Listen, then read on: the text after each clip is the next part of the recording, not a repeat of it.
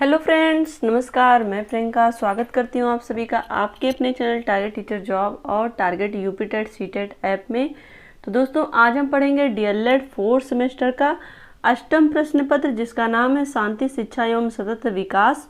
तो दोस्तों, यहाँ पर आज हम देखेंगे आपका राजन सीरीज के वस्तुनिष्ठ प्रश्न।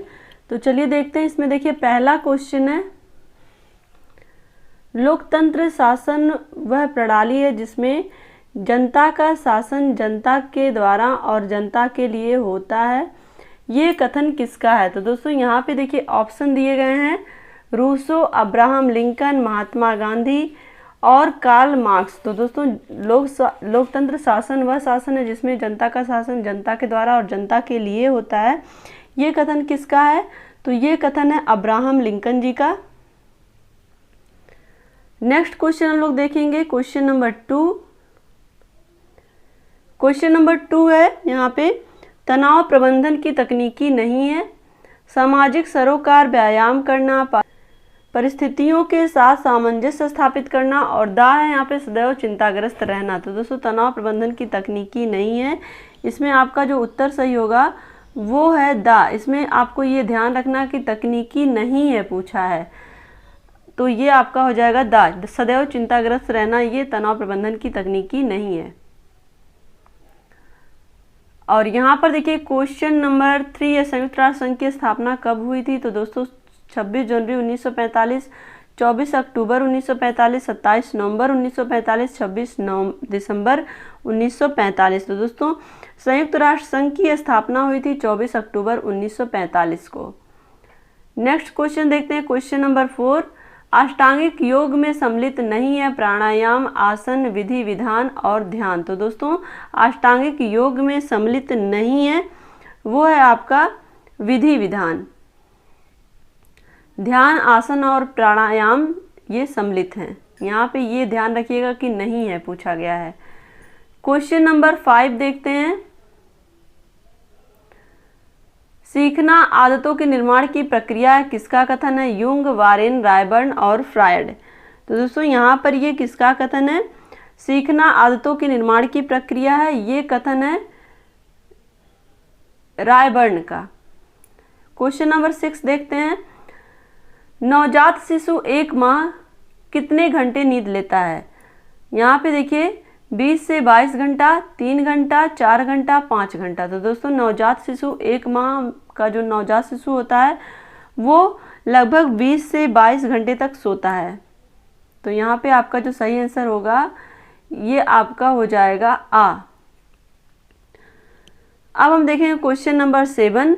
शांति शिक्षा की वर्तमान आवश्यकता है आदर्श मूल्यों का विकास, सामाजिक गुणों का विकास, पर्यावरणीय प्रेम, उपर्युक्त सभी। तो दोस्तों, इसमें जो सही आंसर होगा वो हो जाएगा दा, उपर्युक्त सभी।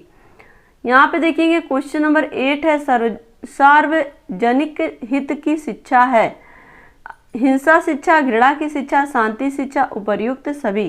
तो दोस्तों, यहाँ पर देखिए शांति हित शिक्षा की यहाँ पे सार्वजनिक हित की शिक्षा है, यहाँ पे हिंसा की भी शिक्षा दी जाती है, घृणा की शिक्षा, शांति की शिक्षा। तो ये आपका सार्वजनिक हित की शिक्षा है, वो है शांति शिक्षा।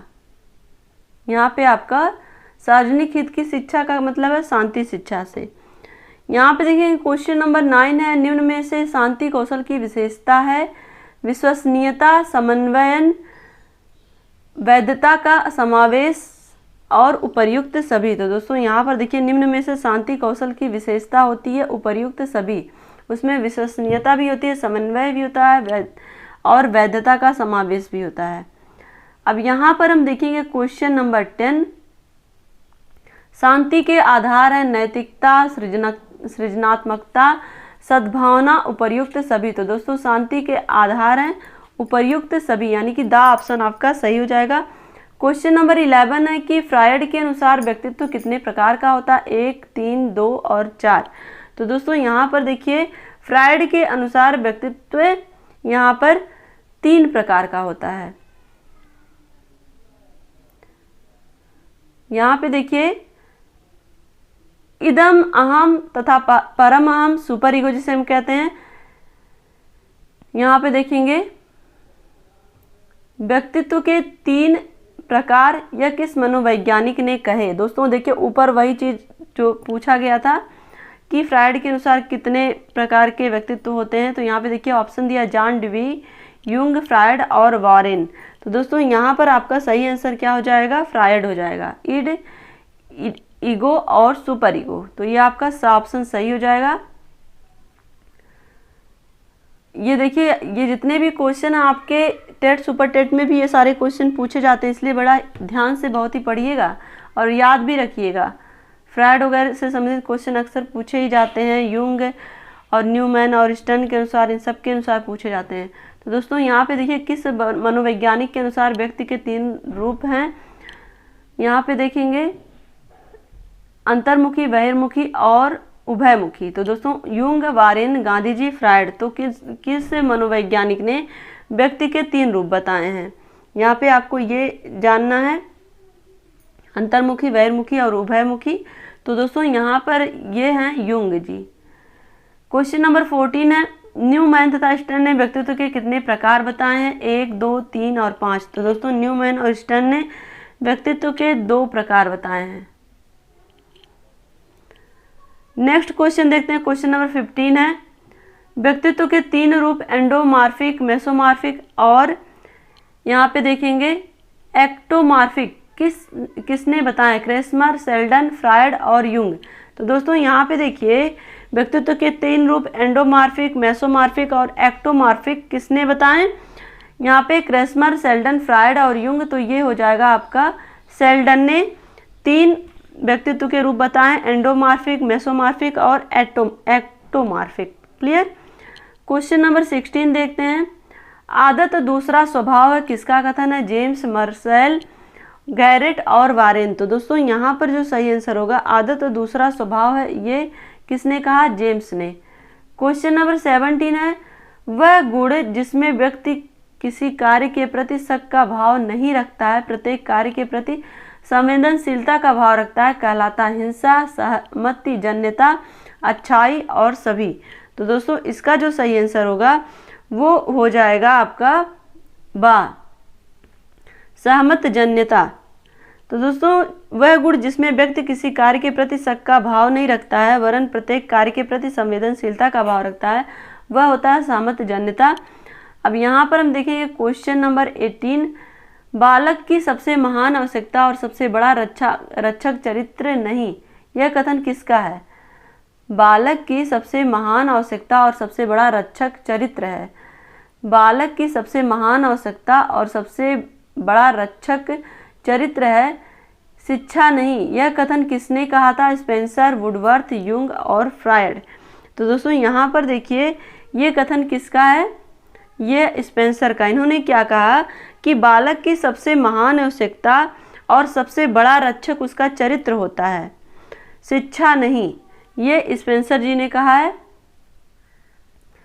और यहाँ पे देखिए 19 नंबर क्वेश्चन है, व्यवहारवाद के जनक कौन है, वाटसन, वारेन, यूंग और जॉन डेवी। तो दोस्तों व्यवहारवाद के जनक है वाटसन जी, व्यवहारवादी मनोवैज्ञानिक।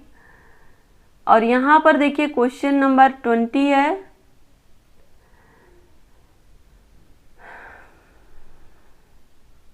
सर्वप्रथम देश के व्यक्तियों में अपनी मातृभूमि के लिए भक्ति की भावना उत्पन्न करनी चाहिए, शेष कार्य तो उनके उपरांत भी किए जा सकते हैं, ये कथन किसका है, गांधी जी का, रविन्द्रनाथ टैगोर का, सुकरात का, फ्रॉवेल का। तो दोस्तों यहाँ पर देखिए जो कथन है उसमें ये कहा गया कि सबसे पहले देश के जो व्यक्ति हैं उनमें उनके अपनी मातृभूमि के लिए भक्ति की भावना जगानी चाहिए, यानी कि उत्पन्न करनी चाहिए, और शेष कार्य उसके बाद करना चाहिए। तो ये कथन किसका है, गांधी जी का, रविन्द्रनाथ टैगोर का, सुकरात का कि फ्रॉवेल का। तो दोस्तों यहाँ पे ये जो कथन है ये है रविन्द्रनाथ टैगोर जी का। अब यहाँ पर देखिए क्वेश्चन नंबर 21, वैश्वीकरण की उदाहरण है, वैश्वीकरण के उदाहरण है सार्क, शिखर सम्मेलन, यूएनओ, IMB और उपर्युक्त सभी। तो दोस्तों वैश्वीकरण के उदाहरण उपर्युक्त सभी यहाँ पर हैं। वैश्वीकरण का उद्देश्य है यहाँ पे देखिए आर्थिक समानता, गरीबी उन्मूलन और उदारीकरण, उपर्युक्त सभी। तो दोस्तों वैश्वीकरण का उद्देश्य यहाँ पर उपर्युक्त सभी, यानी कि दोनों के उत्तर उपर्युक्त सभी होंगे।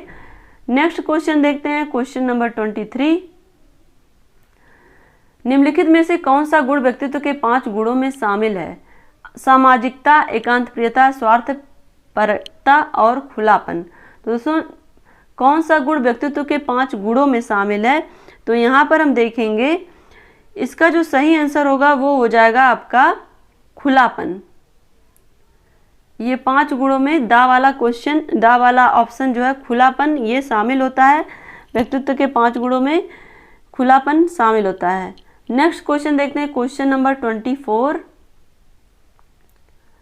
अनुबंध का निर्माण होता है खोज से, प्रभाव के नियम से, अनुकूलन के नियम से, खोज और अनुकूलन से। तो दोस्तों अनुबंध का निर्माण होता है अनुकूलन के नियम से। यहाँ पे ये ऑप्शन आपका साथ सही हो जाएगा। किसका कथन है कि व्यक्ति के व्यवहार का समूचा सार ही उसका व्यक्तित्व है? यहाँ पे वुडवर्थ, फ्रायड, मार्टन और यूंग। तो दोस्तों यहाँ पर देखिए व्यक्ति के व्यवहार का समूचा सार ही उसका व्यक्तित्व होता है। तो यानी कि जो व्यक्तित्व होता है वो हमारे व्यवहार का पूरा समूचा सार है। तो ये कथन किसका? वुडवर्थ, फ्रायड, मार्टन और यूंग। तो दोस्तों यहाँ पे व्यवहार की बात हो रही है, तो ये है वुडवर्थ। क्वेश्चन नंबर 26 है, मनोविश्लेषणात्मक दृष्टिकोण के जन्मदाता हैं Freud, Jung, John Dewey, Warren. तो दोस्तों 26 का जहाँ पे भी आपको मनोविश्लेषणात्मक शब्द मिले, अगर वहाँ फ्रायड है तो आप आराम से इसका ऑप्शन फ्रायड लगा सकते हैं।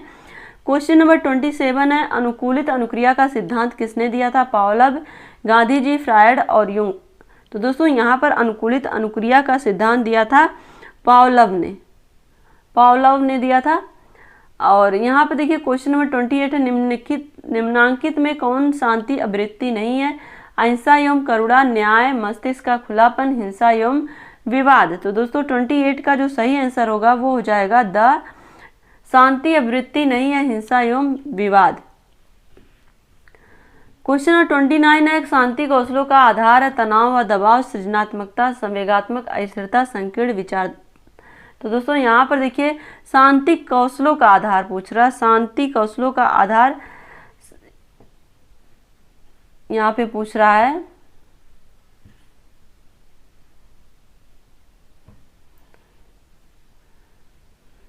यहाँ पे देखिए शांति कौशल का आधार पूछ रहा है, तो शांति कौशल का आधार तो यहाँ पे सृजनात्मकता होनी चाहिए। इसमें ऑप्शन आपका दिया है, यहाँ पे आपका सृजनात्मकता सही होगा।